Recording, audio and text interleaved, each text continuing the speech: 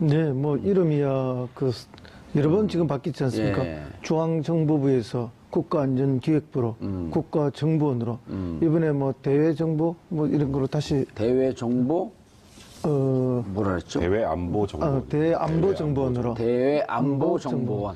좀 이상한 이름이 이상해요. 자꾸 바뀌는데 자꾸 뭐 지금 우리가 옛말에 그런 말이 있지 않습니까? 뭐 재벌은 개 주냐고 개 못 준다 이런 속담이 있죠. 그렇듯이 이제 그동안 처음부터 세게 하시네. 예, 그렇죠. 지금 뭐 계속 이제 국가안전기획부로 바뀌었던 것은 이제 전두환정권이 들었으면 바꿨잖아요. 예. 이제 그때 박정희 시해 사건 때 중정이 뭐 채용사 역할을 했고 또 그 채용사 역할을 오랫동안 하면서 박정희 시해계획이 주범들로 다 이렇게 잡히고 하니까 이제 이름을 한번 바꿨던 건데 그 뒤에 뭐 오히려 중앙정부보다 더 혹독하게 고문하고 국내 정치 개입하고 이러다 보니까 김대중 대통령 들어서면서 국가정보원으로 이름 바꾸고 개혁하고 인적 청산하고 했던 거 아닙니까? 그렇게 했지만 이게 계속 정권의 성격에 따라서 오히려 독버섯처럼 더 이렇게 나쁜 짓들을 골라 하는 게 반복되어 왔기 때문에 이번에는 한번 바꾼 다음에 제대로 바꾸고 내용도 제대로 바꿔야 한다 그런 생각이 듭니다. 예. 자, 그런데 이 와중에 또 이제 이른바 이제 보수 진영 분들 보면 아주 경악할. 그러니까요. 자, 대한민국 보수가 이렇게까지 부패했었나요, 이게? 어떻게. 그러니까 아주 보수를 지지했던 많은 국민들은 건전하고 합리적이고 정말 국가를 염려하고 개인이 열심히 살아서 우리 사회 한 축을 담당하는 이런 자부심으로 보수 정권을 지지를 했는데 그렇죠. 막상 그 내부는 파파혐오예요, 파파혐오. 파도 혐의. 그러니까요. 사실 지금 뭐 자유한국당의 지지율을 보시면 아시겠지만 예. 10% 되지 않습니까? 근데 통상적으로 우리가 보수와 진보를 나누면 보수가 좀 더 많다 이런 얘기들을 많이 해왔죠. 그렇죠. 한 40에서 45. 그리고 대략 뭐 30배 1대1로 선거를 하면 보수가 보통 많이 이겼었죠. 다 이겼죠. 예. 근데 지금 10몇 %밖에 나오지 않는다는 건 진짜 보수를 지지하셨던 분들이 이번에 국정농단 사태부터 또 이후에 문재인 대통령이 집권한 이후에 나오는 이 국정원 관련 여러 가지 문제들을 보면서 실망해서 돌아가질 않는 것 같아요. 저도 그런 생각 많이 드는데 너무 창피하잖아요. 또 원세훈 국정원장입니다. 또. 그러니까 이게 2011년 말부터 2012년 그 당시에 스탠퍼드대로 국정원의 특수활동비가 200만 불이 건너갑니다. 근데 그것도 국정원에서 바로 보내면 문제가 될 거라고 생각했나 봐요. 아무래도 혹시 나중에 문제가 될까봐 국가안보전략연구원을 한번 거쳐서 세탁을 하고. 네, 세탁을 해서 이제 스탠포드 대학으로 돈이 간 건데 원세훈 국정원장이 그 당시에 국정원장을 마치면 뭐 스탠포드 대학 뭐 객원연구원으로 간다 이런 얘기들이 좀 있었어요. 예. 그 당시에도 그래서 이게 좀 말들이 나왔는데 말도 그때는 나왔었죠, 그때도. 근데 그때는 이제 루머는 돌았는데 딱 구체적인 물증이 없었어요. 근데 이번에 이제 당시 국정원 기획조정실 직원을 이제 검찰에 조사하는 과정에서 이 얘기가 나왔고 얘기가 나온 걸 이제 검찰에서 첩보를 입수한 다음에 전격적으로 아까 말씀드렸던 국가안보전략연구원을 압수수색을 하고 또 좀 재밌는 건 원세훈 전 국정원장의 구치소 방을 압수수색을 합니다. 예. 그래서 거기서 이제 원세훈 전 국정원장의 개인 메모도 나오고 또 수사 대응 자료도 나오고 또 국가안보전략연구원에서 회계 관련 자료들까지 압수수색을 마친 상황에서 나온 내용들이라 뭐 이 부분도 역시 원세훈 국정원장이 피해갈 수 없는 그런 부분이 아닌가 싶네요. 이른바 이제 전문용어로 빼박이. 그렇죠. 예. 그런데 이게 선거에 떨어지고 해외 잠깐 나가 있거나 그러진 않으셨었죠? 네, 이 국회의원 한 번이라도 했던 사람이 개곤연구원은 많이 가거든요. 많이 가죠. 예. 뭐 일종의 이제 피난처, 도피처 같은 거죠. 그렇죠. 사실은 이제 선거에 낙선하고 나면은 뭐 이렇게 너무 힘들잖아요. 그리고 또 요구는 많고 그 요구에 부응하기 너무 어렵고 마음도 너무 괴롭고 재정도 바닥이 나고. 네, 뭐 특히 경제적으로 어렵죠. 경제적으로. 그러다 보니까 이제 뭐 이렇게 외국에 한 1년 이렇게 나가버리면 그 1년 동안에 이제 연락도 다 끊어지고 그렇죠. 요구도 끊어지고 사실상 뭐 연구나 공부를 하는 가는 게 아니고 도피성이 많죠. 그래서 그런데 개곤연구원이라고 하는 거는 특별히 교수 직함이 있는 것도 아니고 연구원으로서 지위가 있는 것도 아니고 연구실을 따로 주는 것도 아니거든요. 근데 뭐 이 개곤연구원으로 가려고 200만 불을 보냈다? 납득이 안 가지 않나요? 이제 뭐 우리가 그 대학의 시스템을 정확하게 알 수가 없어서 뭐라 하기는 어렵지만은 아마 이제 개군연구원도 뭐 이 종류가 좀 다를 거 아닙니까? 우리 국내도 보면은 초빙 교수가 있어도 초빙 교수마다 또 다 이렇게 경우의 수가 다르고 특임 교수도 경우의 수가 다르고 또 석자 교수도 다 경우의 수가 조금씩 다르거든요. 그러니까 이제 이런 경우에는 뭐 연구실이나 이런 걸 하나 주고 예. 또 사실상의 뭐 월급도 받는 걸로 20억을 미리 주고 일부를 되돌려 받는 걸로 뭐 충분한 그런 작전을 짰을 수가 있는 것이죠. 뭐 그냥 이름만 걸쳐놓고 그냥 이름만 걸치는 거에 20억을 보낸다? 그거는 뭐 납득하기 매우 어렵지 않습니까? 아니면 거기로 보내가 따로 빼서 돈을 유용을 따로 하는 방법을 택했든지 여러 가지 방법을 택했을 건데 사실은 달아놓고 맨날 놀러 다니는 거 아닙니까? 자기 개인적 볼일 보고 뭐 어떤 뭐 큰 뭐 토론회나 이런 거 있으면 얼굴이 한번 내밀고 뭐 그런 식인데 실제 뭐 대단한 연구를 하는 것도 아니고 그래서 이제 그 20억의 정체 과연 뭘까? 뭐 월급으로 일부 돌려받기 위한 작전이었나? 아니면 따로 개인적으로 빼돌리기 위한 작전이었느냐 이제 수사를 통해서 나올 텐데 다만 걱정은 스탠퍼드 대학은 우린 국내에 있는 대학이 아니지 않습니까? 예. 미국에 있는데 과연 우리 검찰이 어떻게 수사를 제대로 할 수 있을지 하는 그 걱정이 앞섭니다. 아니 이제 그거는 외교부 통해 갖고 그리고 또 이제 스탠퍼드 대학을 압수수색할 필요 없잖아요. 이미 돈이 관계 확인이 됐으니까. 자 이게 예를 들어 국정원장 출신이면요. 네. 퇴임하고 난 다음에 아마 대한민국의 대학의 석좌 교수나 이런 거를 어플라이해도 오란 데가 여기저기 있을 거요. 그러니까 이게 상식적으로 좀 이해가 안 되는 게 사실 국정원장까지 지낸 분이 예. 객원연구원으로 해외로 간다라는 것 자체가 일단 품격이 안 맞는다라는 급이 얘기도 안 맞아요, 그러니까 말 그대로 이제 급이 안 예. 맞는 상황이고 그러다 보니까 이게 다른 의도가 있는 게 아니냐는 얘기가 나오는 거예요. 이게 지금 200만 불로 끝인지 또 뭐 샌프란시스코 주택 살려고 80만 불을 또 유용했다는 빼버렸다는, 얘기도 네. 지금 있어요. 근데 그거는 요거 값도 별개로. 네, 그렇죠. 그러니까 검찰이 200만 불이 끝이라고 생각하고 있는 것 같지가 않아요, 분위기가. 그러니까 원세훈 전 국정원장이 어쨌건 지금 현재 되돌아보면 국정원장 시절에 정말 위법한 행위들을 많이 했다는 게 지금 확인이 됐지 않습니까? 그렇죠. 그러니까 지금 아직도 구치소에 있는 상황이고 계속 지금 이게 혐의들이 하나씩 더 추가되는 상황이다 보니 나중에 정권이 바뀌면 나한테 무언가 화살이 날라올 가능성이 있다는 생각을 하지 않았을까? 미리 알고 네, 부패하기 그래서 위해서. 사실 퇴임식 하자마자 바로 가려고 했는데 이제 작전이 실패합니다. 그 당시에 이제 뇌물 관련해서 출국 금지가 걸려버려요. 그 출국 금지가 없었으면 걸리지 않은 상황이었으면 원세훈 전 국정원장은 아마 미국에 가서 지금도 돌아오지 않은 뭐 그런 상황이 연출되지 않았을까. 그러니까 그러다 보니까 이 스탠퍼드 지금 말씀하셨던 객원연구원이 무언가 특별하게 가서 하는 것도 없이 이름만 걸어놓는 자리인데 굳이 미국까지 가려고 했고 뭐 지금 또 주택을 구입하려는 그런 정황들도 나왔다면 그거는 객원연구원으로 가서 뭔가 연구를 하려고 하는 게 아니라 말 그대로 우리나라를 떠야 되는 사정이 있었기 때문이 아니었을까 이렇게 추정을 할 수 있는 겁니다. 그런데요, 이게 이제 뭐 어쨌든 국가정보원장, 대한민국의 최고 정보수장 아닙니까? 대한민국의 안보와 관련된 비밀을 가장 많이 알고 있는 사람입니다. 이 사람이 외국에 그렇게 도피성으로 나가 있다. 그 자체가 우리 안보의 위협이죠. 위협이죠. 이런 일이 물론 이제 못 갔지만은 만약에 이렇게 해서 갔다면은 이거야말로 중대한 문제, 국가적 문제가 되는 거죠. 그리고 이제 뭐 사실상은 미국이 아무리 큰 나라고 우리의 우방국가고 동맹국이라 하지만은 국정원장이 이런 식으로 가서 거기 간다? 그런 발상부터가 우리 국민들의 자존심을 좀 상하게 하는 거죠. 예를 들어갖고요. 지금 미국이니까 우리가 그냥 슬그머니 넘어가지만 만약 중국에 간다고 생각을 해봐요. 중국으로 도피했다. 그럼 이렇게 생각할 거예요. 사람들이 자연스럽게. 우리의 정보가 중국으로 다 빠져나가는 거 아니야? 미국이 한미동맹 국가이기 때문에 뭐 저 정도야 다 공유하고 있을 터인데 근데 그거를 그렇게 믿고 넘어갈 문제 아니라 한 번만 뒤집어 보면 어마어마한 정보를 그렇습니다. 국가 최고의 정보를 갖고 있는 사람이 예를 들어 미국에 갖고 뭐 납치를 당하면 어떡합니까?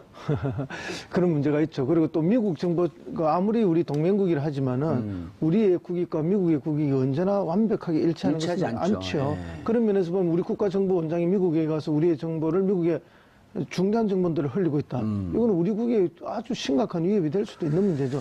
중국은 뭐 물론 중국도 지금 전략적 동반자 관계를 가지고 있습니다. 뭐 마찬가지 아니겠습니까? 어떠한 동맹국이라 하더라도 예, 국가적 이익은 일치하지 않고 또 반할 때가 있는데 최고의 정보수장이 그렇게 간다? 그 발상 자체가 국가 안보를 위협하는 행위다. 매국적 행위라 이렇게 봐야죠. 자, 그러면 백 변호사님. 네. 지금 이제 원 전 장이 미국에 집까지 사놓고 국정원 특활비로 노후 준비했다는 이제 뭐 이런 그 합리적 추론들이 나오기 시작을 하는 건데, 그리고 검찰이 방금 말씀하신 85만 불에 대해서 좀 조사를 해봐야 되겠다. 그런데 이것과 관련돼서, 그 미확인 정보인데 네. 이쪽을 이제 추적하는 기자들의 얘기를 들어보면 원세훈 원장이 미국 그 원장 시절에 미국 갔다 캐나다로 이렇게 뺨질나게 갔다는 겁니다. 그래서 돈의 흐름이 이미 기자들 사이에서 2013년서부터 있으니까 이것 위에 더 큰 뭉칫돈들이 미국을 통해서 캐나다로 갔을 것이다. 그 지금 검찰이 이것이 MB로 흘러가려고 그랬던 것은 아닌가 하는 이것도 지금 그 혐의를 열어놓고 추적을 하고 있는 거 아니에요? 그건 당연하죠. 지금 여러 가지 열어놓은 가능성을 가지고 수사하는데 제가 아까 초기에 좀 말씀드렸던 것처럼 200만 불이 끝이 아니다라고 보고 있어요. 일단 검찰은. 그러니까 이게 다가 아니다. 근데 조금 전에 말씀하셨던 것처럼 그런 여러 가지 루머라고 해야 될까요? 아직까지는 확인되지 않은 정보지만 뭐 원세훈 전 국정원장이 미국과 캐나다를 자주 거쳤고 그때 국회 특활비를 가지고 가서 무언가 쉽게 말하면 돈의 저수지를 캐나다에 만들어 놓은 게 아니냐 이런 얘기들이 나오고 있는데 그거는 지금 국정원 관련된 내용들이 지금 조사를 하면서 계속 지금 파도 끝도 없이 나오고 있지 않습니까? 특수활동비 문제가. 그런 게 만약에 사실이라면 어느 정도 내부의 자료는 분명히 있을 거고요. 그렇죠. 근데 지금 뭐 사실 그 자료에 근거해서 지금 사실 지금 박근혜 정권 시절에 그 국정원 특수활동비가 상납된 것도 지금 확인이 된 거고 예. 이번에 지금 원세훈 전 국정원장의 이 소위 말한 200만 불 저기 대학에 보낸 것도 확인이 된 거 아니겠습니까? 자료를 통해서 그런 자료들이 있다면 사실 이런 부분들은 잘못된 관행 이걸 넘어서 범죄 행위이기 때문에 범죄 행위죠. 이거는 정확하게 확인을 해서 없애야 지금 국정원이 받고 있는 대부분의 이제 국민들이 바라보고 있는 이 국정원의 지금 사실 그 위치가 엄청나게 추락한 상황 아니겠습니까? 예. 국정원이 뭐 하는 데냐라는 얘기가 나올 정도 상황이고 그러다 보니 국정원 개혁 얘기가 나오는데 사실 제일 중요한 건 국정원에서 이렇게 잘못된 부분을 확실하게 덜어내고 그 덜어낸 가운데서 새 출발을 해야지 뭐 이름 좀 바꾸고 뭐 내용 좀 바꾼다고 뭐 그게 수박에 줄 근다고 호박에 줄 근다고 수박 됩니까? 예. 그러니까 이런 부분들을 확실하게 이번 기회에 그러니까 말 그대로 범죄 행위는 완전하게 도려내는 그런 작업들은 반드시 진행돼야 될 것 같습니다. 그러니까 이제 이 국정원장 개인의 범죄 행위뿐만 아니라 국정원 전체가 그게 따라갔던 범죄 행위가 어마어마하게 있을 거라고 우리가 예측했고 지금 드러나고 있지 않습니까? 그러다 보니까 2013년 당시에 댓글 수사 관련해서 국정원 내에 서천후 2차장을 중심으로 하는 대형 TF팀이 있었는데 그 대형 TF팀에서 이제는 원세훈 전 국정원장을 희생양으로 삼아야겠다. 속죄양으로 삼아야 되겠다. 그래서 내부 문건에 지금 최근에 그게 발견됐다는 거 아닙니까?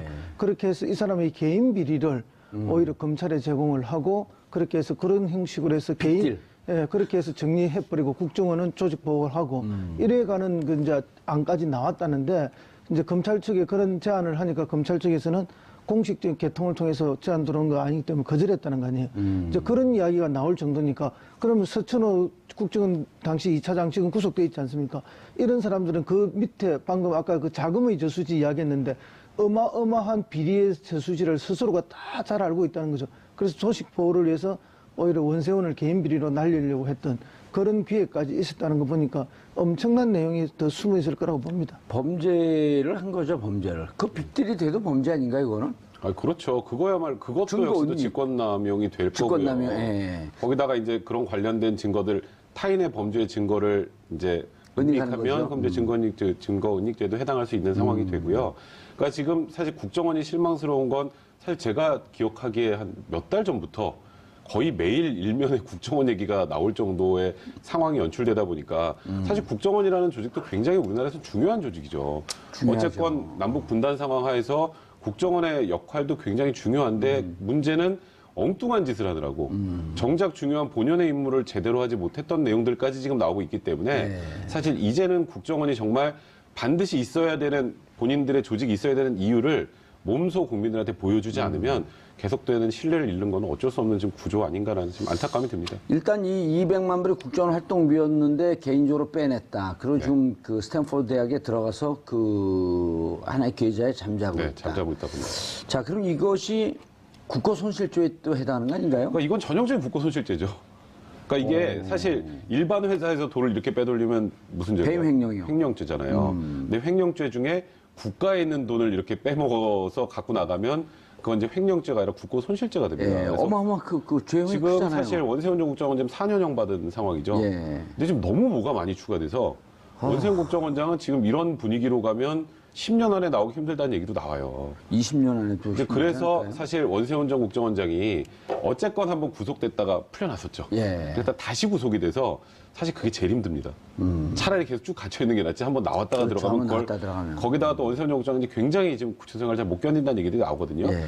근데 사실 뭐 이명박 전 대통령의 수사의 과정을 보면 딱 원세훈 전 국정원장을 통한 국정원 관련해서 MB 쪽까지 올라가는 거 하나, 그다음에 김관진 국방부 장관을 통해서 올라가는 거 하나, 이 두 가지인데. 김관진과 김태호를 거쳐서. 네, 그러니까 김관진 전 장관 같은 경우는 어쨌건 무언가 이명박 전 대통령에게 보고하고 지시받았다는 내용들에 대한 언급은 했어요. 구체적으로 하지 않았기 때문에 이명박 전 대통령을 아직 뭐 소환을 하거나 조사하지 못하는 건데 원세훈 전 국정원장이 이런 방식으로 계속 본인의 죄가 늘어나면서 처벌이 점점 중요해질 거라는 걸 본인이 알게 되면 입을 열 가능성도 있다라는 생각이 들어요. 그러니까 원세훈 전 국정원장의 입이 결국 이 수사가 이명박 전 대통령에 갈 수 있느냐 없느냐를 가르는 가장 중요한 그런 요소가 될 것 같습니다. 야, 국정원 돈, 이게 200만 불, 22억이요? 22억에서 23억.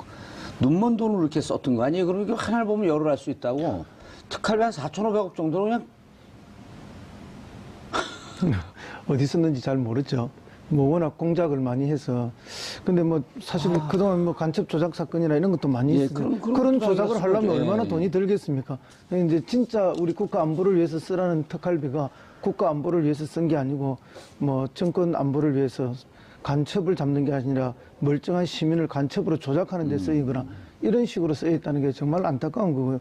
이건 사실은 원세훈 개인의 노후 대책비로 빠진 건지 도피 자금으로 빠진 건지 아니면은 원세훈을 통해서 뭐 이명박 대통령으로 가려고 가기 위한 뭐 개통에 있었던 건지 우리가 지금 현재로는 무엇을 알 수는 없지만 꼭 밝혀지지 않겠나 예. 보는데 그 어떤 경우라도 용서할 수 없는 중대 범죄죠. 그렇죠. 자, 국회에서는 넘어가기 전에 이 얘기를 조금 더 해봐야겠네요. 이 정도면은 이제 어쨌든 뭐 언론에서 다른 언론에서도 다룬 건데 조금 이제 더 들어가 보죠. 그러면은 검찰이 이제 지금 마지막으로 이 국정농단에서 최종적으로 타겟을 그 목표, 그러니까 최종 목표점이라고 이것을 뭐 정해놓고 가는 건 아니지만 그래도 박근혜 국정농단의 시작과 끝은 우병우란 말이에요. 네, 그렇죠. 자, 우병우에 대해서는 지금 이제 계속 그 16시간 조사가 끝났으니까 그러면 MB 시절의 국정농단 혹은 MB 시절의 불법 요소에 대해서는 결국은 정점에 그 이명박 전 대통령이 있다. 이렇게 판단을 하고 있을 거 아니에요. 그렇죠. 지금 일단 김관진 전 장관의 진술도 있었고, 예. 근데 이제 다만 전직 대통령을 또 검찰의 포토라인 앞에 세운다거나 아니면 뭐 현장에 가서 좀 조사를 한다라거나 이제 수사 대상에 대해서 입건이 된다라고 하면 그건 엄청나게 일단 뭐 또 보수층에서도 또 반발을 할 수도 있는 부분이기 때문에 정말 딱 떨어지는 것을 찾고 있는 것 같아요. 완벽한 쉽게 증거. 말해서 예. 빼도 박도 못하는 예. 무언가를 찾고 있는데 그러다 보니까 이제 가장 중요한 게 결국 원세훈 전 국정원장의 입이 아니겠느냐. 지금 원세훈 전 국정원장과 이명박 전 대통령이 독대를 여러 번 했다는 거 일주일에 한 번씩 뭐 독대를 했다는 것도 지금 이제 다 드러난 상황이고 예. 그런 상황이면 당연히 보고를 했겠지라고 생각을 하는 게 일반 국민들의 상식이잖아요. 근데 일단은 보고를 안 했다고 하니 그럼 거기 관련해서 무언가 구체적인 증언이 나오거나 구체적인 자료가 나와야 되는데 아직 그런 게 좀 부족하다고 검찰이 보고 있는 것 같고요. 또 자칫 뭔가 조사가 제대로 이루어지기 전에 이명박 전 대통령 불렀다가 아무것도 건지지 못하면 그거는 오히려 역풍이죠, 이제 오히려. 제대로 역풍을 맞을 수 있기 때문에 검찰도 지금 조심하고 있는 거고요. 아마 그냥 전직 대통령이라 아니라 일반인이었다면 벌써 몇 번 조사를 하지 않았었을까? 몇 번 포토라인에 섰겠죠. 네, 그렇지만 어쨌건 전직 대통령이고 뭐 전직 대통령을 그냥 단순한 혐의 정도 그냥 떠다니는 루머 정도로만 불러올 수는 없는 거잖아요. 그냥 국민들이 생각에 당연히 저거 MB가 했겠지. 이 정도만 갖고 수사를 할 수 없으니까. 예. 그러니까 이제 좀 더 구체화된 증거를 찾고 있다. 결국 원세훈 국정원장 입을 바라보고 있다. 이런 말씀드리면 될 것 같습니다. 알겠습니다. 국정원 특활비를 이번에 대폭 삭감했다? 이런 보도도 나오고 있는 것 같은데요. 뭐 삭감을 했는데 예. 그 액수가 뭐 한 10분의 1 정도밖에 안 된다는 겁니다. 그러니까 뭐 한 절반쯤 삭감했으면 진짜 대폭 삭감한 건데 예. 전체 규모에서 10분의 1 정도면 뭐 대폭이라 보기는 좀 어렵죠. 그냥 뭐 눈 가리고 앙시 국민들 앞에 한번 국회가 우리가 예. 한번 손 좀 봤다 하는 걸 보여주기 위한 정도의 삭감이라 보고요. 그 돈 없어도 충분히 잘하지 않겠습니까? 왠가 하면은 지금 옆으로 샌 돈들이 많잖아요. 박근혜 대통령 지금 40억 가져간 걸로 돼 있고 또 30억은 어딜 간지도 모르고 한 70억 이상 빠졌고. 예. 근데 원소연 이명박 대통령 때는 지금 벌써 지금 20억 이상 나오고 있는데 그러면 좀 삭감해도 뭐 국정원 돌아가는 데는 아무 문제 없다. 이런 느낌 들고 지금 이제 국가정보원에서 이제 이거 이름도 바꾸고 하면서 역할도 바꾸는 근본적으로 법 개정하겠다는 거 아닙니까? 예. 뭐 고무 찬양죄라든지 불고지죄 이런 거 없애겠다. 그래서 국내에 있어서 뭐 정치 개입할 여지를 아예 없애버리겠다. 국내 정치 개입 차단을 하기 위해서 그렇게 통째로 법규까지 바뀌겠다. 그럼 일이 좀 줄어드는 거 아닙니까? 예, 그럼 예산이 줄어야죠. 당연히 예산이 줄여야죠. 특활비도 줄여야 되고. 물론 이제 뭐 해외 정보에 더 많이 일을 하면 특활비가 오히려 더 늘 수도 있겠죠. 예. 제대로 한다면은 예산을 더 많이 쓰는 거에 대해서 어느 국민이 뭐 반대하겠습니까? 오히려 박수 치겠죠. 그런데 이제 지금까지 제대로 하지 않고 엉뚱한 짓을 했기 때문에 뭐 삭감해도 당연한 것이 아닌가 이렇게 여기집니다. 자, 그런데 일단 이름은 바꾸기로 했어요. 그리고 국정원 개혁안에서 가장 눈에 띄는 것은 국가보안법 내 대표적인 독소 조항, 독소 항목의 정보 수집 범위에서 사라졌다. 이게 무슨 얘기인가요? 그러니까 일단 찬양고무죄, 국가정보, 예, 그러니까 국가보안법에 보면 찬양고무죄하고 불고지죄가 예. 계속 위헌 논란에 휩싸여 왔었어요. 예. 찬양고무죄 같은 경우 표현의 자유 침해가 너무 심하고 이게 뭔가 좀 구체적으로 이제 범죄 구속 여건이 있어야 되는데 사실 코에 걸면 코걸이, 귀에 걸면 귀걸이가 되다 보니까 이걸 악용해서 사실 어찌 보면은 야권 인사를 탄압하는 데도 사용을 했었단 예. 말이에요. 그러니까 일단 위헌 논란의 소지가 있는 찬양고무죄와 불고지죄 관련해서는 정보 수집 범위에서 아예 제외를 하겠다. 이제 이런 부분은 건드리지 않겠다라는 거 하나고요. 이제 이 부분에 관련해서 이제 보수 야당들은 이제 뭐 지금 그럼 간첩을 다 우리나라에 배회하도록 돌아다니도록 둘 셈이냐라고 굉장히 강하게 반발하는데 사실 이거보다 가장 큰 핵심은 대공수사권을 지금 어느 뭐 다른 기관, 그러니까 좀 아마도 경찰 내 또 다른 조직을 만들어서 이제 문재인 대통령이 아마 공약을 그렇게 하셨던 걸로 알고 있는데 이거는 정말 여러 가지 좀 이제 이견들이 좀 많은 부분인 것 같아요. 어쨌건 국가정보원이 지금 정말 온 국민의 지탄을 받는 기관이 돼버리긴 했지만 또 고유 업무 중에 이 대공수사권이라는 거는 이제 뭐 소위 말하는 간첩 잡고 뭐 간첩 잡는 그런 뭐 수사 아니겠습니까? 그거에 대한 노하우가 국정원에 많은 것도 사실이에요.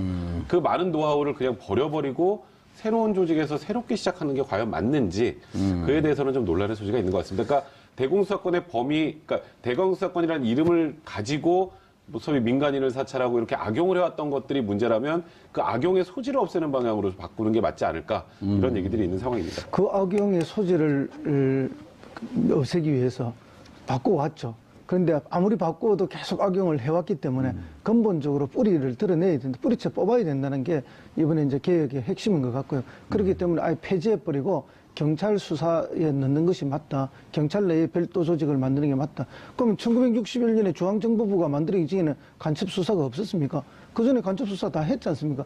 그게 이제 뭐 군 내의 첩보부대에서도 있었지만은 어쨌든 당시 경찰들이 간첩 수사를 다 한 것이기 때문에 얼마든지 경찰 내에 특수조직을 만들어서 할 수 있고 그렇죠. 또 국정원 내에 간첩을 잡는 조직의 그 구성원들 일부를 그렇게 흡수를 해도 되는 거거든요. 그거는 얼마든지 우리가 어떻게 개편하느냐에 따라서 할 수 있는 겁니다. 그래서 그 점은 보수 세력들이 걱정을 하는 것 자체가 걱정을 해서 걱정이 아니라 공격을 하기 위해서 억지로 만들어내는 걱정이다 이렇게 보이고요.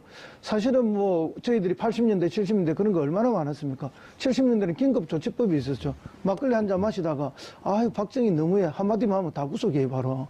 그다음 80년대 저희들 때는 그런 거 아닙니까?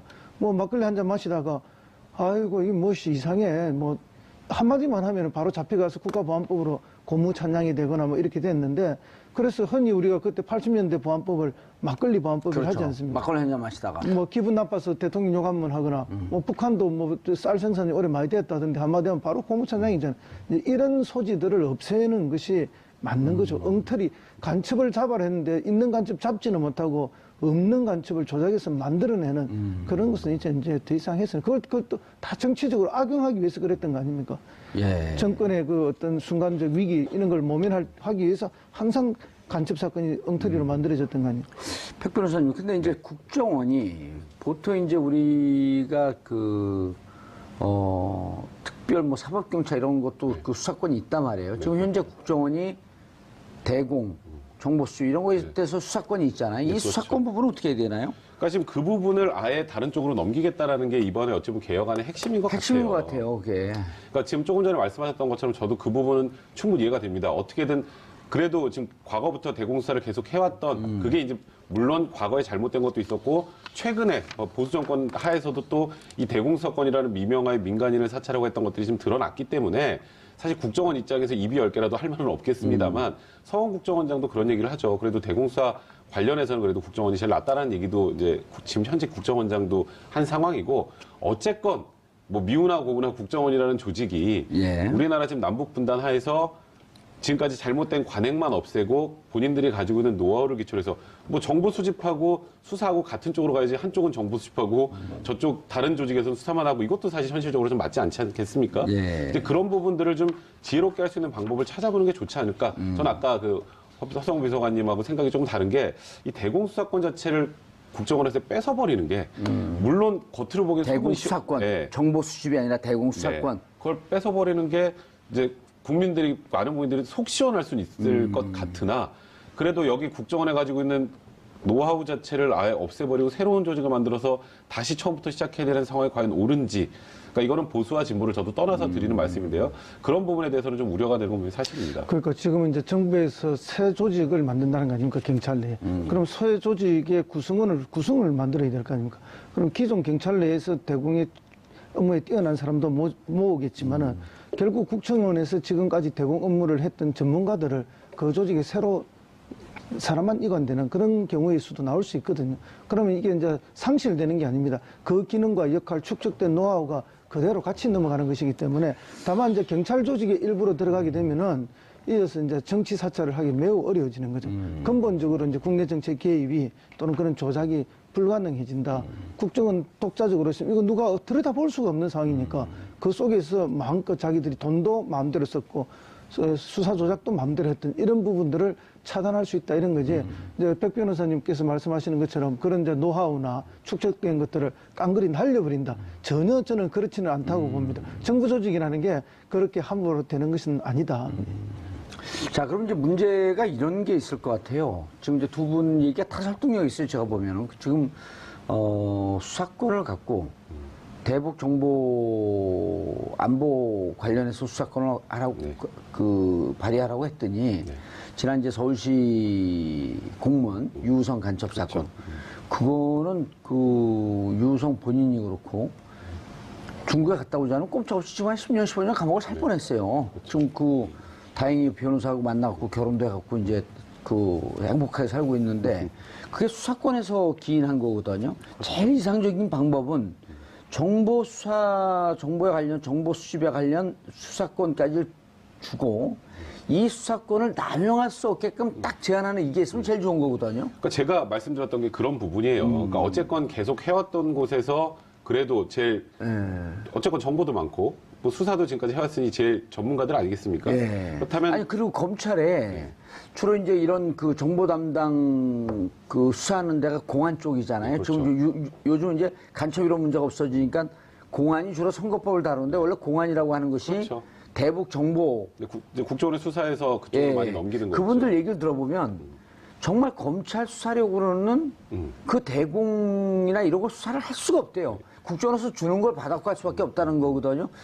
그런데 이런 걸 보면 남북한 대치되는 상황에서 없어서는 안 될 것 같은데 주면은 다른 짓을 하고. 그러니까 저도 그런 의미로 대공수사권은 국정원이 갖고 가는 게 맞다고 생각을 하고 관련돼서 문제가 되는 것들 지금 우리 말하는 유호성 간첩 조작 사건이나 이제 국정원이 뭐 정치 개입을 하고 민간인 사찰하고 했던 이런 지금 이제 전 보수 정권의 어떤 소위 말하는 적폐 관련된 부분들 이 부분들을 제어할 수 있는 장치를 만들고 가는 게 낫지 말씀하셨던 것처럼 예를 들어서 이제 경찰 내 이제 새로운 조직을 만들어서 국정원의 이제 노하우를 흡수시키기 위해서 여기 뭐 직원들 많이 이제 인사 이동을 하든 그런 방향 가면 거기도 그냥 국정원이에요. 어차피 이 대공수사와 관련해서는 어쨌건 굉장히 보안이 유지될 수밖에 없는 일이고요. 얘기 자체가. 그러면 결국 그게 뭐가 다른 건지도 잘 모르겠고요. 그거는 그래서 약간 차이가 있죠. 왜냐하면은 그렇게 되면 경찰청은 행정안전부의 이제 통제를 좀 받게 되죠. 그러니까 이제 들여다볼 수 있는. 그러니까 그거를 국정원에서도 들여다볼 수 있는 그 통제 장치를 만드는 게 오히려 낫지 않을까. 그런 생각을 하는 거죠. 지금까지 이제 국정원이라는 게 특수한 비밀 정보 기관이기 때문에 현재 안은 어떻게 되어 있나요? 어려운 거죠. 현재 안은 수사권을 일단 다 넘기겠다는 거죠? 대공수사권 포함해서 모든 수사권을 넘기는 거예요. 그러니까 모든 수사권 수사권을. 자체를 아예 없애버리겠다는 겁니다. 이제 국정원 내에. 그러니까 이제 그 부분에 대해서 자유한국당이 좌파에 의한 국정원 해체 선언이다. 그럼 자유한국당은 이런 수사권, 대공수사권 이런 게 있어야 된다고. 그러니까 지금 자유한국당의 주장은 딱 그겁니다. 어쨌건 지금 남북 대치 상황이고 그리고 북한의 간첩이라고 추정되는 사람들이 남한에 많이 돌아다닌다라는 걸 일단 전제로 하고 그거 잡는 거를 아예 안 하겠다는 소리냐. 그러니까 이제 자유한국당도 너무 좀 과한 게 지금 말씀하셨던 것처럼 어쨌건 이 대공수사권을 다른 데로 넘기겠다는 거지 아예 그냥 앞으로 우리 대공수사는 아무 데도 안 해. 이런 뜻은 아니거든요. 근데 이거를 이제 약간 좌우 프레임을 만들기 위해서 자유한국당이 좀 다소 무리하게 좀 이렇게 비판을 하고 있는 것 같습니다. 그렇습니다. 그런데 이게 이제 경찰의 일부 조직으로 오게 되면은 이제 경찰 내에 또는 경찰의 상위기관인 행안부라든지 이런 것의 통제도 일정 정도 받는 데다가 국회의 통제가 훨씬 쉬워지거든요. 이제 그런데 지금 그것을 국정원의 뭐 정보기관의 비밀 조직 속에 들어있게 되면 지금까지도 그 국회나 이런 곳에 통제가 안 됐듯이 계속 그런 문민 통제가 안 된다는 데 문제가 있습니다. 그러니까 이 개혁의 핵심은 어떤 통제력을 발휘할 수 있느냐, 들여다볼 수 있느냐, 어느 정도는 이제 그런 거죠. 정상적이고 합법적인 활동은 열심히 하도록 격려하고 그렇죠. 부정적인 활동이 있으면 그것을 견제할 수 있는.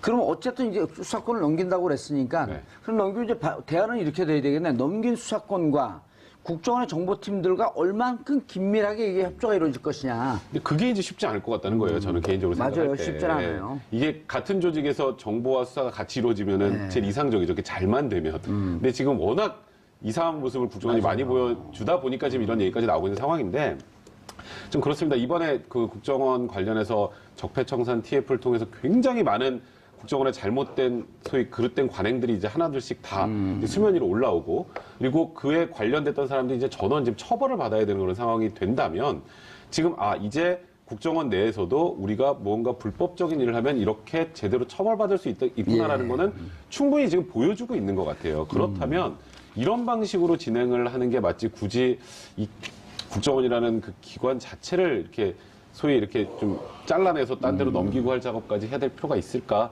저는 그냥 그렇게 생각해요. 어쨌든 국민들이 지금 너무 그러니까 이게 굉장히 불안해하니까 혼란스러워요, 사실 이 부분은. 너무 불안해하니까 일단 불신하고 그 수사권 이런 거 일단 하고 나중에 그러다가 국정원이 좀 정상적으로 자리 잡으면 그때 다시 수사권 필요하면 가져오면 되는 거 아닌가요? 아니요. 근데 이제 수사권이 경찰로 넘어가게 되면 그 수사만 하는 게 수사에는 반드시 정보를 같이 하게 돼 있습니다. 그래서 제공 정보를 협조할 같이 수밖에 하게 돼 없다. 있기 때문에 예. 이제 우리 백 변호사님 걱정하시는 건 뭐 당연한 걱정이시고 누군들 우리 국민이라면 그런 거에 대한 걱정이 없을 수가 없는데요. 예. 근데 지금 보수 정당에서 지나치게 그런 걱정을 키우고 있고 또 과장하고 있다는 생각도 들고요.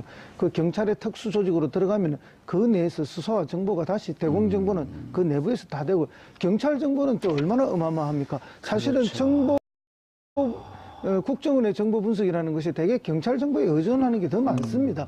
사실은. 왜냐하면 경찰 정보는 숫자가 훨씬 많거든요. 정보과 정보원들이.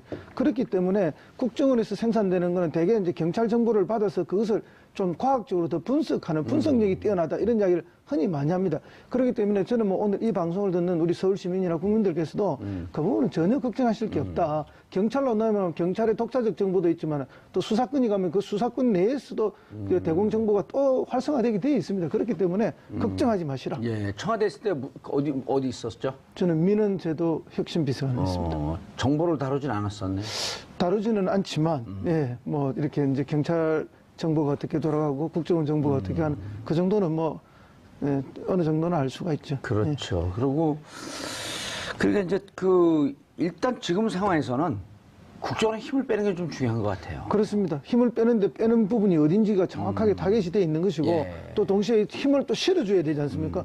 그것은 이제 해외 정보에 대한 힘을 실어줘야 되고 예. 특히 우리 경제 안보에 대한 지금 우리 뭐 온갖 경제 맞아요. 과학 기술들이 중국으로 다 빼가고 있고 인력도 대거 유출되고 있지 않습니까? 반도체 직원들도 지금 뭐 예, 다 가고 있습니다. 그리고 가장 중요한 또 이 축구 감독들.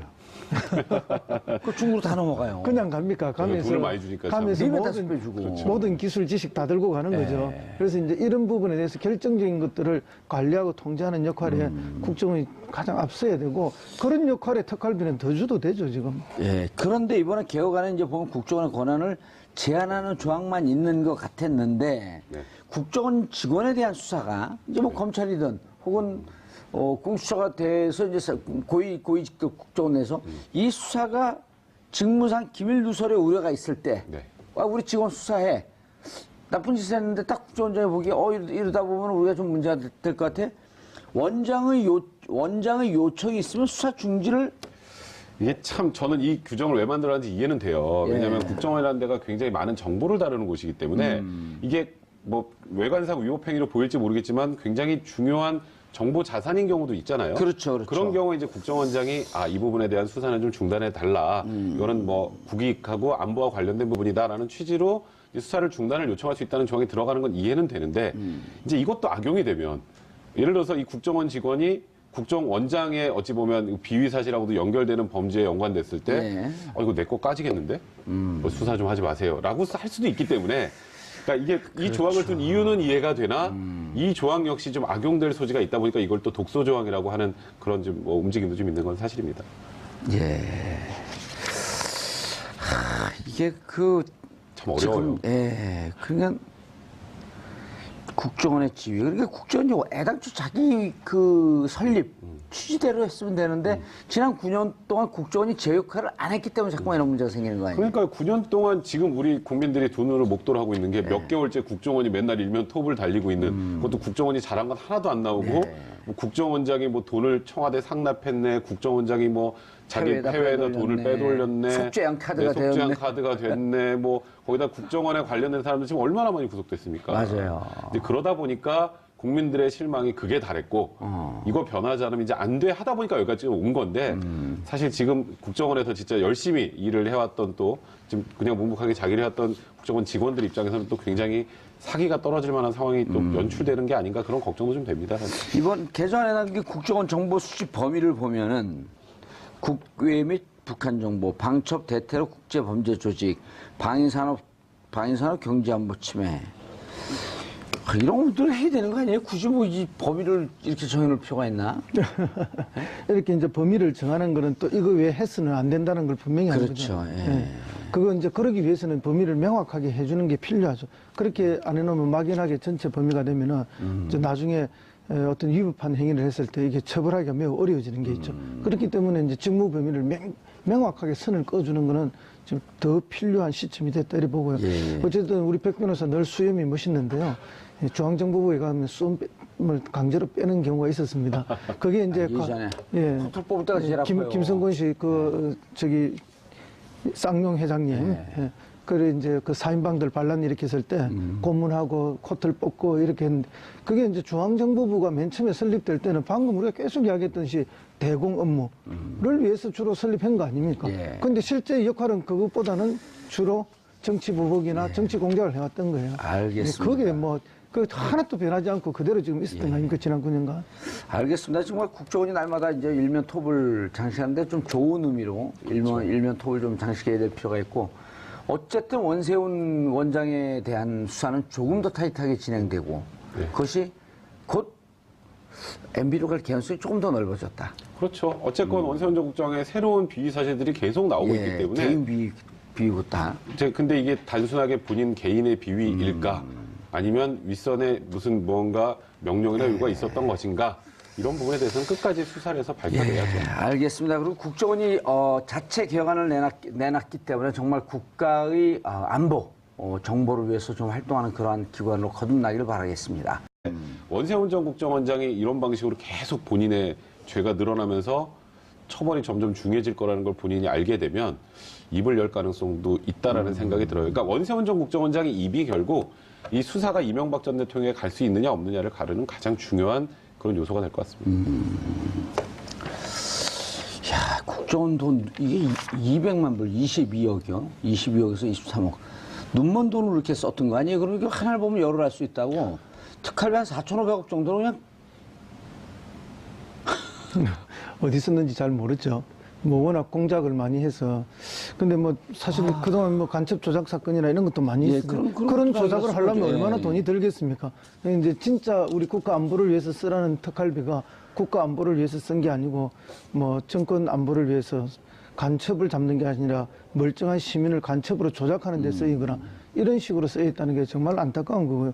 이건 사실은 원세훈 개인의 노후 대책비로 빠진 건지 도피 자금으로 빠진 건지 아니면은 원세훈을 통해서 뭐 이명박 대통령으로 가려고 하는 가기 위한 뭐 개통에 있었던 건지 우리가 지금 현재로는 무엇을 알 수는 없지만 꼭 밝혀지지 않겠나 예. 보는데 그 어떤 경우라도 용서할 수 없는 중대 범죄죠. 그렇죠. 자, 국회에서는 넘어가기 전에 요 얘기를 조금 더 해봐야겠네요. 이 정도면은 이제 어쨌든 뭐 언론에서 다른 언론에서도 다룬 건데 조금 이제 더 들어가 보죠. 그러면은 검찰이 이제 지금 마지막으로 이 국정농단에서 최종적으로 타겟을 그 목표, 그러니까 최종 목표점이라고 이것을 뭐 정해놓고 가는 건 아니지만 그래도 박근혜 국정농단의 시작과 끝은 우병우란 말이에요. 네, 그렇죠. 자, 우병우에 대해서는 지금 이제 계속 그 16시간 조사 끝났으니까 그러면 MB 시절의 국정농단 혹은 MB 시절 불법 요소에 대해서는 결국은 정점에 MB 그 이명박 전 대통령이 있다. 이렇게 판단을 하고 있을 거 아니에요. 그렇죠. 지금 일단 김관진 전 장관의 진술도 있었고, 예. 근데 이제 다만 전직 대통령을 또 검찰의 포토라인 앞에 세운다거나 아니면 뭐 현장에 가서 좀 조사를 한다거나 이제 수사 대상에 대해서 입건이 된다라고 하면 그건 엄청나게 일단 뭐 또 보수층에서도 또 반발을 할 수도 있는 부분이기 때문에 정말 딱 떨어지는 것을 찾고 있는 것 같아요. 완벽한 쉽게 증거. 말해서 네. 빼도 박도 못하는 예. 무언가를 찾고 있는데 그러다 보니까 이제 가장 중요한 게 결국 원세훈 전 국정원장의 입이 아니겠느냐. 지금 원세훈 전 국정원장과 이명박 전 대통령이 독대를 여러 번 했다라고 일주일에 한 번씩 뭐 독대를 했다는 것도 지금 이제 다 드러난 상황이고 예. 그런 상황이면 당연히 보고를 했겠지라고 생각을 하는 게 일반 국민들의 상식이잖아요. 근데 일단은 보고를 안 했다고 하니 그럼 거기 관련해서 무언가 구체적인 증언이 나오거나 구체적인 자료가 나와야 되는데 아직 그런 게 좀 부족하다라고 검찰이 보고 있는 것 같고요. 또 자칫 뭔가 조사가 제대로 이루어지기 전에 이명박 전 대통령을 불렀다가 아무것도 건지지 못하면 그거는 오히려 역풍이죠, 이제 오히려. 제대로 역풍을 맞을 수 있기 때문에 검찰도 지금 조심하고 있는 거고요. 아마 그냥 전직 대통령이라 아니라 일반인이었다면 벌써 몇 번 조사를 하지 않았었을까? 몇 번 포토라인에 섰겠죠. 네, 그렇지만 어쨌건 전직 대통령이고 뭐 전직 대통령을 그냥 단순한 혐의 정도 그냥 떠다니는 루머 정도로만 불러올 수는 없는 거잖아요. 그냥 국민들 생각에 당연히 저거 MB가 했겠지. 이 정도만 갖고 수사를 할 수 없으니까. 예. 그러니까 이제 좀 더 구체화된 증거를 찾고 있다. 결국 원세훈 국정원장 입을 바라보고 있다. 이런 말씀드리면 될 것 같습니다. 알겠습니다. 국정원 특활비를 이번에 대폭 삭감했다? 이런 보도도 나오고 있는 것 같은데요. 이번에 지금 사실 그 위치가 엄청나게 추락한 상황 아니겠습니까? 예. 국정원이 뭐 하는 데냐라는 얘기가 나올 정도 상황이고 그러다 보니 국정원 개혁 얘기가 나오는데 사실 제일 중요한 건 국정원에서 이렇게 잘못된 부분을 확실하게 덜어내고 그 덜어낸 가운데서 새 출발을 해야지 뭐 이름 좀 바꾸고 뭐 내용 좀 바꾼다고 뭐 그게 수박에 줄 근다고 호박에 줄 근다고 수박 됩니까? 예. 그러니까 이런 부분들을 확실하게 이번 기회에 그러니까 말 그대로 범죄 행위는 완전하게 도려내는 그런 작업들은 반드시 진행돼야 될 것 같습니다. 그러니까 이제 이 국정원장 개인의 범죄 행위뿐만 아니라 국정원 전체가 거기에 따라갔던 범죄 행위가 어마어마하게 있을 거라고 우리가 예측했고 지금 드러나고 있지 않습니까? 그러다 보니까 2013년 당시에 댓글 수사 관련해서 국정원 내에 서천호 2차장을 중심으로 하는 대형 TF팀이 있었는데 그 대형 TF팀에서 이제는 원세훈 전 국정원장을 희생양으로 삼아야겠다. 속죄양. 속죄양으로 삼아야 되겠다. 그래서 내부 문건에 지금 최근에 그게 발견됐다는 거 아닙니까?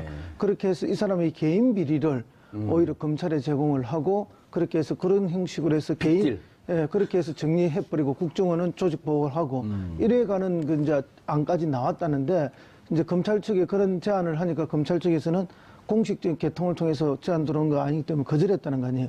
이제 그런 이야기가 나올 정도니까 그러면 서천호 국정원 당시 2차장 지금 구속돼 있지 않습니까? 이런 사람들은 그 밑에 방금 아까 그 자금의 저수지 이야기했는데 어마어마한 비리의 저수지를 스스로가 다 잘 알고 있다는 거죠. 그래서 조직 보호를 위해서 오히려 원세훈을 개인 비리로 날리려고 했던 그런 기회까지 있었다는 거 보니까 엄청난 내용이 더 숨어 있을 거라고 봅니다. 범죄를 한 거죠, 범죄를. 그 빅딜이 돼도 범죄 아닌가, 이거는? 그렇죠. 그거야말로 그것도 증거 역시도 은닉. 직권남용이 될 직권남용, 거고요. 예. 거기다가 이제 그런 관련된 증거들 타인의 범죄의 증거를 이제 은닉하는 은닉하면 거죠. 그럼 이제 증거은닉죄도 해당할 수 있는 상황이 되고요. 그러니까 지금 사실 국정원이 실망스러운 건 사실 제가 기억하기에 한 몇 달 전부터 거의 매일 일면에 국정원 얘기가 나올 정도의 상황이 연출되다 보니까 사실 국정원이라는 조직도 굉장히 우리나라에서 중요한 조직이죠. 중요하죠. 어쨌건 남북 분단 상황 하에서 국정원의 역할도 굉장히 중요한데 문제는 엉뚱한 짓을 하더라고. 정작 중요한 본연의 임무를 제대로 하지 못했던 내용들까지 지금 나오고 있기 때문에 네. 사실 이제는 국정원이 정말 반드시 있어야 되는 본인들의 조직이 있어야 되는 이유를 몸소 국민들한테 보여주지 않으면 계속되는 신뢰를 잃는 건 어쩔 수 없는 지금 구조 아닌가라는 지금 안타까움이 듭니다. 일단 이 200만 불이 국정원 활동비였는데 개인적으로 빼냈다. 그리고 네. 지금 그 스탠포드 대학에 들어가서 그 하나의 계좌에 잠자고 네, 있다. 잠자고 있다 봅니다. 자, 그럼 이것이 국고손실죄에 또 해당하는 거 아닌가요? 그러니까 이건 전형적인 국고손실죄죠.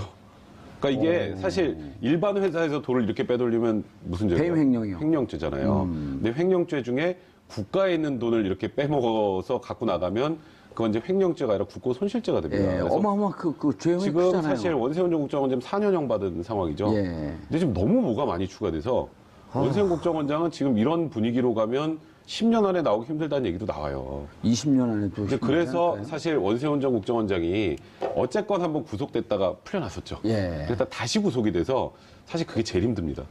차라리 계속 쭉 갇혀 있는 게 낫지 한번 나왔다가 그렇죠. 들어가면 한번 그걸 나왔다 들어가면. 거기다가 또 원세훈 전 국정원장이 굉장히 지금 구치생활 잘 못 견딘다는 얘기들이 나오거든요. 예.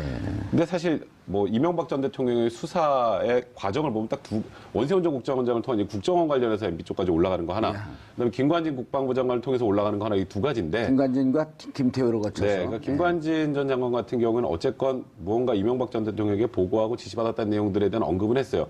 구체적으로 하지 않았기 때문에 이명박 전 대통령을 아직 뭐 소환을 하거나 조사하지 못하는 건데. 거나 그러진 않으셨었죠. 네, 이 국회의원 한 번이라도 했던 사람이 개곤연구원은 많이 가거든요. 많이 가죠. 예. 뭐 일종의 이제 피난처, 도피처 같은 거죠. 그렇죠. 사실은 이제 선거에 낙선하고 나면은 뭐 이렇게 너무 힘들잖아요. 그리고 또 요구는 많고 네. 그 요구에 부응하기 너무 어렵고 마음도 너무 괴롭고. 재정도 바닥이나. 네, 특히 경제적으로 어렵죠. 경제적으로. 그러다 보니까 이제 뭐 이렇게 외국에 한 1년 이렇게 예. 나가버리면 그 1년 동안에 이제 연락도 다 끊어지고 그렇죠. 요구도 끊어지고 사실상 뭐 연구나 공부를 하는 가는 게 아니고 예. 도피성이 많죠. 그 뭐 그래서 그런데 개곤연구원이라고 하는 거는 특별히 교수 직함이 있는 것도 아니고 연구원으로서 지위가 있는 것도 아니고 연구실을 따로 주는 것도 아니거든요. 근데 뭐 이 개곤연구원으로 가려고 200만 불을 보냈다? 납득이 안 가지 않나요? 이제 뭐 우리가 그 대학의 시스템을 정확하게 알 수가 없어서 뭐라 하기는 어렵지만은 아마 이제 개군 연구원도 뭐 이 종류가 좀 다를 거 아닙니까? 우리 국내도 보면은 초빙 교수가 있어도 초빙 교수마다 또 다 이렇게 경우의 수가 다르고 특임 교수도 경우의 수가 다르고 또 석자 교수도 다 경우의 수가 조금씩 다르거든요. 그러니까 이제 이런 경우에는 뭐 연구실이나 이런 걸 하나 주고 예. 또 사실상의 뭐 월급도 받는 걸로 20억을 미리 주고 일부를 되돌려 받는 걸로 뭐 충분한 그런 작전을 짰을 수가 있는 것이죠. 뭐 그냥 이름만 걸쳐놓고 그냥 이름만 걸치는 거에 20억을 보낸다? 그거는 뭐 납득하기 매우 어렵지 않습니까? 아니면 거기로 보내가 따로 빼서 돈을 유용을 따로 하는 방법을 택했든지 여러 가지 방법을 택했을 건데 사실은 달아놓고 맨날 놀러 다니는 거 아닙니까? 자기 개인적 볼일 보고 뭐 어떤 뭐 큰 뭐 토론회나 이런 거 있으면 얼굴이 한번 내밀고 뭐 그런 식인데 실제 뭐 대단한 연구를 하는 것도 아니고 그래서 이제 그 20억의 정체 과연 뭘까? 뭐 월급으로 일부 돌려받기 위한 작전이었나 아니면 따로 개인적으로 빼돌리기 위한 작전이었느냐 이제 수사를 통해서 나올 텐데 다만 걱정은 스탠포드 대학은 우린 국내에 있는 대학이 아니지 않습니까? 예. 미국에 있는데 과연 우리 검찰이 어떻게 수사를 제대로 할 수 있을지 하는 그 걱정이 앞섭니다. 아니 이제 그거는 외교부 통해 갖고 그리고 또 이제 스탠포드 대학을 뭐 압수수색할 필요 없잖아요. 이미 돈이 관계가 확인이 됐으니까. 자, 이게 예를 들어 국정원장 출신이면요. 네. 퇴임하고 난 다음에 아마 대한민국의 대학의 석좌 교수나 이런 거를 어플라이해도 오란 데가 여기저기 있을 거요. 그러니까 이게 상식적으로 좀 이해가 안 되는 게 사실 국정원장까지 지낸 분이 예. 개원연구원으로 해외로 간다라는 것 자체가 일단 품격이 안 맞는다라는 급이 얘기도 안 맞아요, 그러니까 말 그대로 급이. 급이 안 예. 맞는 상황이고 그러다 보니까 이게 다른 의도가 있는 게 아니냐는 얘기가 나오는 거예요. 이게 지금 200만 불로 끝인지 또 뭐 샌프란시스코 주택 살려고 80만 불을 또 유용했다는 얘기도 지금 있어요. 근데 그거는 요거 값도 별개로. 네, 그렇죠. 그러니까 검찰이 200만 불이 끝이라고 생각하고 있는 것 같지가 않아요, 분위기가. 그러니까 원세훈 전 국정원장이 어쨌건 지금 현재 되돌아보면 국정원장 시절에 정말 위법한 행위들을 많이 했다는 게 지금 확인이 됐지 않습니까? 그렇죠. 그러니까 지금 아직도 구치소에 있는 상황이고 계속 지금 이게 혐의들이 하나씩 더 추가되는 상황이다 보니 나중에 정권이 바뀌면 나한테 무언가 화살이 날라올 가능성이 있다는 생각을 하지 않았을까? 미리 알고 네, 도피하기 그래서 위해서. 사실 퇴임식 하자마자 바로 가려고 했는데 이제 작전이 실패합니다. 그 당시에 이제 뇌물 관련해서 출국 금지가 걸려버려요. 그 출국 금지가 없었으면 걸리지 않은 상황이었으면 원세훈 전 국정원장은 아마 미국에 가서 지금도 돌아오지 않은 뭐 그런 상황이 연출되지 않았을까. 그러니까 그러다 보니까 이 스탠퍼드 지금 말씀하셨던 개관연구원이 무언가 특별하게 가서 하는 것도 없이 이름만 걸어놓는 자리인데 굳이 미국까지 가려고 했고 뭐 지금 또 주택을 구입하려는 그런 정황들도 나왔다면 그거는 네, 뭐 이름이야 그 여러 번 지금 바뀌지 않습니까? 예. 중앙정보부에서 국가안전기획부로 국가정보원으로 이번에 뭐 대외정보 뭐 이런 거로 다시 대외 정보 뭐라 그랬죠? 대외 안보 정보 대안보정보원으로 대외 안보 정보원. 좀 이상한 이름 이상해요. 자꾸 바뀌는데 자꾸 뭐 지금 우리가 옛말에 그런 말이 있지 않습니까? 뭐 재벌어 개 주냐고 개 못 준다 이런 속담이 있죠. 그렇듯이 이제 그동안 처음부터 쓰게 하시네. 예, 그렇죠. 지금 뭐 계속 이제 국가안전기획부로 바뀌었던 것은 이제 전두환 정권이 들었으면 바꿨잖아요. 예. 그 이제 그때 박정희 시해 사건 때 중정이 뭐 채용사 역할을 했고 또 그 채용사 역할을 오랫동안 하면서 박정희 시해 계획이 주범들로 다 이렇게 잡히고 하니까 이제 이름을 한번 바꿨던 건데 그 뒤에 뭐 오히려 중앙정보보다 더 혹독하게 고문하고 국내정치 개입하고 이러다 보니까 김대중 대통령 들어서면서 국가정보원으로 이름 바꾸고 개혁하고 인적청산하고 했던 거 아닙니까? 그렇게 했지만 이게 계속 정권의 성격에 따라서 오히려 독버섯처럼 더 이렇게 나쁜 짓들을 골라 하는 게 반복되어 왔기 때문에 이번에는 한번 바꾼 다음에 제대로 바꾸고 내용도 제대로 바꿔야 한다 그런 생각이 듭니다. 예. 자, 그런데 이 와중에 또 이제 이른바 이제 보수 진영 분들 보면 아주 그 경악할. 그러니까요. 자, 대한민국 보수가 이렇게까지 부패했었나요, 이게 어떻게. 그러니까 아주 보수를 지지했던 많은 국민들은 건전하고 합리적이고 정말 국가를 염려하고 개인이 열심히 살아서 우리 사회 한 축을 담당하는 이런 자부심으로 보수 정권을 지지를 했는데 막상 그 내부는 그 파파 혐의예요, 파파 혐의. 파도 혐의. 그러니까요. 사실 지금 뭐 자유한국당의 지지율을 보시면 아시겠지만 예. 10% 되지 않습니까? 근데 통상적으로 우리가 보수와 진보를 나누면 보수가 좀 더 많다 이런 얘기들을 많이 해왔죠. 그렇죠. 한 40에서 45. 그리고 대략 뭐 한 30배, 1대1로 선거를 하면 보수가 보통 많이 이겼었죠. 다 이겼죠. 예. 근데 지금 10몇 %밖에 나오지 않는다는 건 진짜 보수를 지지하셨던 분들이 이번에 국정농단 사태부터 또 이후에 문재인 대통령이 집권한 이후에 나오는 이 국정원 관련 여러 가지 문제들을 보면서 실망해서 돌아가질 않는 것 같아요. 저도 그런 생각 많이 드는데 너무 창피하잖아요. 또 원세훈 국정원장입니다. 또. 그러니까 이게 2011년 말부터 2012년 그 당시에 스탠퍼드대로 국정원의 특수활동비가 200만 불이 건너갑니다. 근데 그것도 국정원에서 바로 보내면 문제가 될 거라고 생각했나 봐요. 아무래도 혹시 나중에 문제가 될까봐 국가안보전략연구원을 한번 거쳐서 세탁을 하고. 네, 세탁을 해서 이제 스탠포드 대학으로 돈이 간 건데 원세훈 국정원장이 그 당시에 국정원장을 마치면 뭐 스탠포드 대학 뭐 개관연구원으로 간다 이런 얘기들이 좀 있었어요. 예. 그 당시에도 그래서 이게 좀 말들이 나왔는데 말도 그때는 나왔었죠, 그때도. 근데 그때는 이제 루머는 돌았는데 딱 구체적인 물증이 없었어요. 근데 이번에 이제 당시 국정원 기획조정실 직원을 이제 검찰에 조사하는 과정에서 이 얘기가 나왔고 얘기가 나온 걸 이제 검찰에서 첩보를 입수한 다음에 전격적으로 아까 말씀드렸던 국가안보전략연구원을 압수수색을 하고 또 좀 재밌는 건 원세훈 전 국정원장의 구치소 방을 압수수색을 합니다. 예. 그래서 거기서 이제 원세훈 전 국정원장의 개인 메모도 나오고 또 수사 대응 자료도 나오고 또 국가안보전략연구원에서 회계 관련 자료들까지 압수수색을 마친 상황에서 나온 내용들이라 뭐 이 부분도 역시 원세훈 국정원장이 피해갈 수 없는 그런 부분이 아닌가 싶네요. 이른바 이제 전문 용어로 빼박이. 그렇죠. 예. 그런데 이게 그 선거에 떨어지고 해외 잠깐 나가 있고 개관연구원으로 가서 뭔가 연구를 하려고 하는 게 아니라 말 그대로 우리나라를 떠야 되는 사정이 있었기 때문이 아니었을까 이렇게 추정을 할 수 있는 겁니다. 그런데요, 이게 이제 뭐 어쨌든 국가정보원장, 대한민국의 최고 정보수장 아닙니까? 대한민국의 안보와 관련된 비밀을 가장 많이 알고 있는 사람입니다. 이 사람이 외국에 그렇게 도피성으로 나가 있다. 그 자체가 우리 안보의 위협이죠. 위협이죠. 이런 일이 물론 이제 못 갔지만은 만약에 이렇게 해서 갔다면은 이거야말로 중대한 문제, 국가적 문제가 되는 거죠. 그리고 이제 뭐 사실상은 미국이 아무리 큰 나라고 우리의 우방국가고 동맹국이라 하지만은 국정원장이 이런 식으로 가서 거기 간다?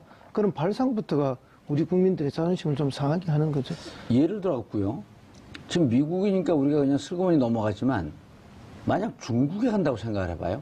중국으로 도피했다. 그럼 이렇게 생각할 거예요. 사람들이 자연스럽게. 우리의 정보가 중국으로 다 빠져나가는 거 아니야? 미국이 한미동맹 국가이기 때문에 뭐 저 정도야 다 공유하고 있을 터인데 근데 그거를 그렇게 믿고 넘어갈 문제 아니라 한 번만 뒤집어 보면 어마어마한 정보를 그렇습니다. 국가 최고의 정보를 갖고 있는 사람이 예를 들어 미국에 갖고 뭐 납치를 당하면 어떡합니까? 그런 문제가 있죠. 그리고 또 미국 정부가 아무리 우리 동맹국이라 하지만은 우리의 국익과 미국의 국익이 언제나 완벽하게 일치하는 일치하지 것은 않죠. 않죠. 예. 그런 면에서 보면 우리 국가정보원장이 미국에 가서 우리의 정보를 미국에 중대한 정보들을 흘리고 있다. 이거는 우리 국익에 아주 심각한 위협이 될 수도 있는 문제죠. 중국은 뭐 물론 중국도 지금 전략적 동반자 관계를 가지고 있습니다. 뭐 마찬가지 아니겠습니까? 어떠한 동맹국이라 하더라도 국가적 이익은 일치하지 않고 또 반할 때가 있는데 최고의 정보 수장이 그렇게 간다? 그 발상 자체가 국가 안보를 위협하는 행위다. 매국적 행위라 이렇게 봐야죠. 자, 그러면 백 변호사님. 네. 지금 이제 원 전장이 미국에 집까지 사놓고 국정원 특활비로 노후 준비했다는 이제 이런 그 합리적 추론들이 나오기 시작을 하는 건데, 그리고 검찰이 방금 말씀하신 85만 불에 대해서 좀 조사를 해봐야 되겠다. 그런데 이것과 관련돼서, 그 미확인 정보인데, 네. 이쪽을 이제 추적하는 기자들의 얘기를 들어보면, 원세훈 원장이 미국 그 원장 시절에 미국 갔다 캐나다로 이렇게 뻔질나게 갔다는 겁니다. 그래서 돈의 흐름이 이미 기자들 사이에서 2013년서부터 있으니까 이것 위에 더 큰 뭉칫돈들이 미국을 통해서 캐나다로 갔을 것이다.